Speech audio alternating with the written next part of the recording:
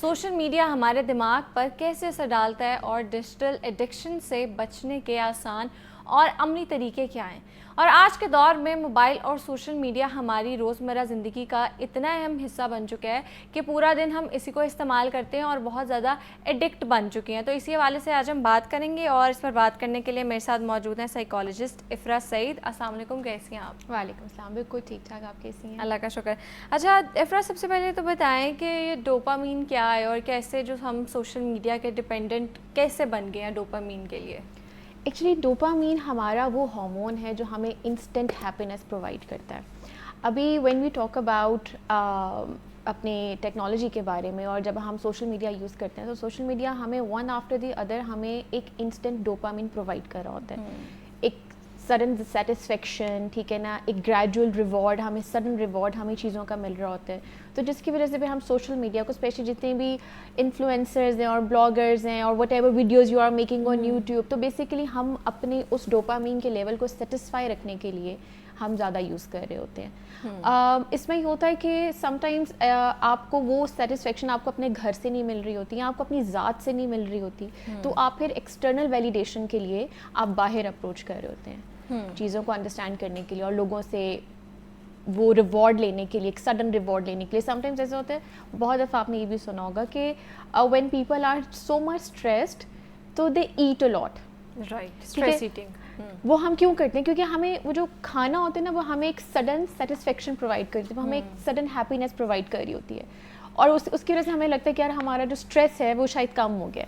But the actual is our stress remains there, ठीक है। But हमने एक चीज़ लेकर, एक्सटर्नल वैलिडेशन लेके हमने अपने आप को सेटिस्फाई कर लिया, and same goes with this our social media, unfortunately. ठीक है। अच्छा ये बताएं कि आपने भी ये चीज़ देखी होगी कि आजकल बहुत ज़्यादा कॉमन है कि लोग जो है लाइक्स और व्यूज़ इस पे बहुत ज़्यादा डिपेंड करने लग गए हैं और लोग एक दफ़ा एक स्टोरी पोस्ट करते हैं आधा घंटा लगा के, लाइक हम खुद भी शामिल हैं उसमें, एक सॉन्ग लगा के, लेकिन उसके बाद उसको बार बार देखते रहते हैं। तो ये भी क्या कोई मतलब बुरी चीज़ है जो हम ये करते हैं, बार बार देखेंगे किसने लाइक किया है और कितने व्यूज़ आए हैं। देखिए तो पॉइंट वही बात है एक्सटर्नल वैलिडेशन वाली कि शायद हम अपनी ज़ात से इतना मुतमईन नहीं हैं और हम खुद से इतने मुतमईन नहीं हैं कि हमें बाहर लोगों से मिली हुई जो एप्रिसिएशन है ना, वो हमारे लिए ज़्यादा मैटर करती है।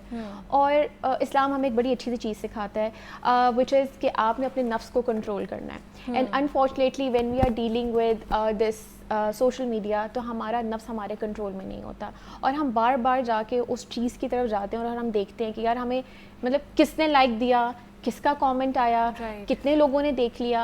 अब फॉर एग्जांपल जितने ब्लॉगर्स वगैरह, like they have millions of followers, they even don't bother के कौन, but I can guarantee you वो भी जाके देख रहे होंगे कि हमें किसने देखा है, उस शख्स ने देखा है कि नहीं देखा है। कि हम किसी को दिखाने के लिए हम अपने आप को जी एक पब्लिक प्लेटफॉर्म पर ले आते हैं just to get the external validation, क्योंकि अनफॉर्चुनेटली हम खुद पर इतना रिलाई नहीं करें और हम खुद से इतने सेटिस्फाइड नहीं हैं और हमने शायद खुद पे काम करना ख़त्म कर दिया है और हमें लग रहा है कि ये this is the easiest way you know to get that reward from someone. तो लेकिन हम we are not doing it the other way कि खुद पे काम करना, कि internal validation is more important than external validation, right. कि हम खुद पे काम करेंगे तो हमें से कुछ, कि एक शख्स है और उसको गुस्सा आ रहा है, ही नोज़ दिस कि उसका एक प्रॉब्लम है, ठीक है, उसके एंगर इश्यूज़ हैं। अच्छा वो घर में गुस्सा करेगा but when he will step out of the home उसका बिहेवियर बिल्कुल चेंज होगा क्योंकि उसको वो वैलिडेशन चाहिए। घर में उसका एक पर्सनालिटी है, एक ट्रेट है, एवरीबडी नोज द पर्सन, ठीक है, but when he will step out of the home तो वो अपने आप को बिल्कुल चेंज कर लेगा, अपने आप को बिल्कुल उस चीज़ में ढाल लेगा जो उसको दुनिया में सबसे अच्छा दिखा रहे होंगे अनफॉर्चुनेटली, कि लोग कहेंगे कि यार जैसा तो कोई बंदा ही नहीं है। And that's the definition of narcissist as well, कि आप अपने घर में आप अपनी ज़ात में कुछ और हो, but when you step out of your comfort zone and when you are meeting other people you are totally different person. And why you are different person? Because you wanted to get that external validation, because you know you did something wrong and you are not a right person, ठीक है, and you did something wrong to someone. लेकिन अब वो तो चीज़ घर में है, तुम्हारे घर में आके कोई चेक नहीं कर रहा, but when you stepping out you are a total different person. Right, ऐसे ही है। अच्छा इफ़रा ये बताएं कि बहुत ज़्यादा जैसे हमने बात की है कि लाइक्स और व्यूज़ पे हमारा मूड डिपेंड करता है, तो आपने जैसे बात की है, क्योंकि ऐसे लोग एक्सटर्नल वैलिडेशन उनको चाहिए होती है बिकॉज वो अपनी ज़ात के साथ सेटिस्फाइड नहीं होते। तो सबसे ज़्यादा एक्सटर्नल वैलिडेशन कौन रिक्वायर करता है, और क्या इसके पीछे जो हमारी पेरेंटिंग है, चाइल्डहुड कंडीशनिंग है, उसका भी कोई रोल है? देखिए, एक्सटर्नल वैलिडेशन वही लोग उनको ज़्यादा रिवॉर्ड ज़्यादा चाहिए होते हैं लोगों को, और बाहर निकल वो लोग रहे होते हैं जिनको अनफॉर्चुनेटली अपने बचपन में भी वो वैलिडेशन नहीं मिली होती। बहुत से पेरेंट्स अपने बच्चों को बहुत सी चीज़ें, आई हैव माई किड्स, तो मैं भी उनको बहुत ज़्यादा ना टोक रही होती हूँ, ये नहीं करना, ऐसे नहीं करना, और कभी अनफॉर्चुनेटली मेरी कोशिश तो होती है बट मदर्स किसी के सामने बच्चे को डांट देंगी। देखिए, बच्चा अपनी ज़ात में he is a complete human being, ठीक है, हम उसको बच्चा समझ रहे हैं बट वो अपने लिहाज से he is a complete person, ठीक है। और अगर आपको इस टाइम पे आपकी मामा आपको डांटे और somebody else is going to say something to you, तो you'll feel definitely you'll feel bad, आपको कॉन्फिडेंस शैटर होगा, आप हर्ट होगे। लेकिन हम ये बच्चे को बताते हुए हम ये रियलाइज़ नहीं करते, और हम बड़े समटाइम्स हार्श वर्ड्स यूज़ कर लेते हैं।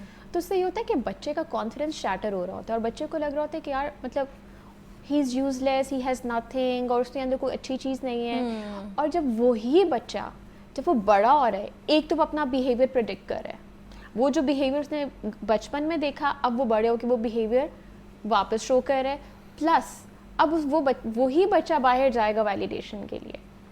यू नो, कुछ बच्चे पॉजिटिव वैलिडेशन पे भी निकल जाते हैं, they will work hard in class, they will work hard in university, अपनी स्टडीज़ में अच्छा काम करेंगे कि वो उनको वहाँ से पॉजिटिव वैलिडेशन मिले। और कुछ बच्चे अनफॉर्चुनेटली सोशल मीडिया या गलत जगहों पर, जहाँ पर उनको लग रहा होता है कि यहाँ से हमें वैलिडेशन मिल सकती है और हम अपनी पर्सनालिटी को जज कर सकते हैं, हम अपने आप को एक बेहतर इंसान बता सकते हैं, तो वो उस रास्ते पे भी निकल जाते हैं। अच्छा इफ्रा, ये बताएं कि आपके पास फिर केसेस भी आते होंगे काफ़ी, तो किस तरह के केसेस आपके पास यूजुअली आते हैं इससे रिलेटेड?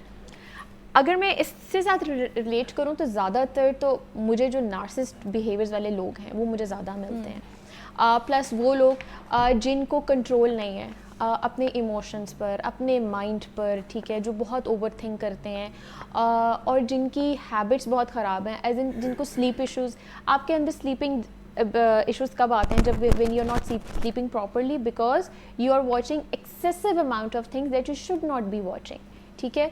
आपका कंट्रोल ख़त्म हो जाता है आपके पास, और आपने अपना सारा कंट्रोल किसको दे दिया होता है? अपने दिमाग को दे दिया होता है, और आपका दिमाग एक डोपामीन की वजह से वो इतना तेज़ चल रहा होता है कि लाइक हमारे अंदर एक चीज़ है इम्पेशेंस, वो बहुत ज़्यादा डेवलप हो गया when we have shifted towards this AI and technology, specially towards mobile. AI technology is different thing, specially towards mobile, using mobile phones, क्योंकि हम एक रील देख रहे हैं and there is another reel coming, ठीक है। अब हमारी जो क्यूरोसिटी है वो सिर्फ उस सेकेंड्स की है, just one scroll, right, and the curiosity is finished, we have seen the next thing. अच्छा, अब नेक्स्ट बात जो नेक्स्ट रील आ रही है, हमारी क्यूरोसिटी वो जो होती है ना कि पहले ज़माने में, you are reading a book, you are researching over something, you are asking your elders कि यार एक ये बात है, इस पर क्या वो है, या रिसर्च करना उस चीज़ पे। बहुत हम इम्पेशेंट हो गए क्योंकि हमारा लिटरली फ्यू सेकेंड्स का हमारा वो हो गया क्यूरोसिटी लेवल कि हम वो ख़त्म हो जाता है, और जिसकी वजह से फिर हम ना बहुत रेस्टलेस हो रहे हैं, हम बहुत इम्पेशेंट हो रहे हैं, हमें बहुत गुस्सा आ रहा है, हमारा सेल्फ कंट्रोल ख़त्म हो रहा है, ठीक है। And this is the same as you can say the substance abuse, ठीक है, जो लोग ड्रग एडिक्ट हो जाते हैं और जो लोग उन रास्तों पे निकल रहे हैं, that is somewhat, you know, आप इन दो चीज़ों को रिलेट कर सकते हो कि वो भी बंदा जो इस ड्रग अब्यूज़ है या ड्रग एडिक्ट है, उसका भी कंट्रोल नहीं है, ट्रू, ठीक है, and he has zero patience level and he has zero control over his mind, right. मैं हमेशा अपने क्लाइंट्स को एक बात कहती हूँ कि आपके पास आपकी पूरी बॉडी में the weakest organ is your brain, and when you give that power to the brain कि आपका ब्रेन आपको कंट्रोल करने लग जाए, दैट्स वेयर आपका डाउनफॉल स्टार्ट होता है। अगर आप वो कंट्रोल अपने ब्रेन से ले लें और वो कंट्रोल आप अपने पास रखें, वहाँ पर फिर आप जो अपने आप को अपलिफ्ट कर सकते हो और आप कंसिस्टेंट हो कि आप एक हेल्दी पैटर्न लाइफ का यूज़ कर सकते हो। राइट। अच्छा इफ्रा, आपने बात की है स्क्रॉलिंग की भी बीच में बात की है कि आजकल जब से शॉर्ट वीडियोस आई हैं लोगों का अटेंशन स्पैन भी बहुत ज़्यादा कम हो गया है, और इतनी सारी चीज़ें एक साथ आ रही होती है। जैसे हम इंस्टाग्राम खोल रहे हैं, एक टाइम पे हमें कोई सैड वीडियो मिलेगी, फिर कोई ये कॉन्स्पिरेसी थ्योरी आ जाएगी एकदम शिफ्ट से, ऑफ इमोशंस है ना, राइट। हाँ, और हम उसको डाइजेस्ट नहीं कर पाते, और वो भी हमारे मूड पे बहुत बुरा इफ़ेक्ट कर रही होती है, हमारी ज़ात पे बहुत बुरा इफ़ेक्ट कर रही होती है। तो ये जो एल्गोरिथम की गेम है, ये कितने बुरी तरह, इसके क्या एडवर्स इफेक्ट्स हैं वो भी बताएं। देखिए, आपने जैसे बात की, इसमें एक चीज़ आती है shift of emotions, sudden shift of emotions, ठीक है।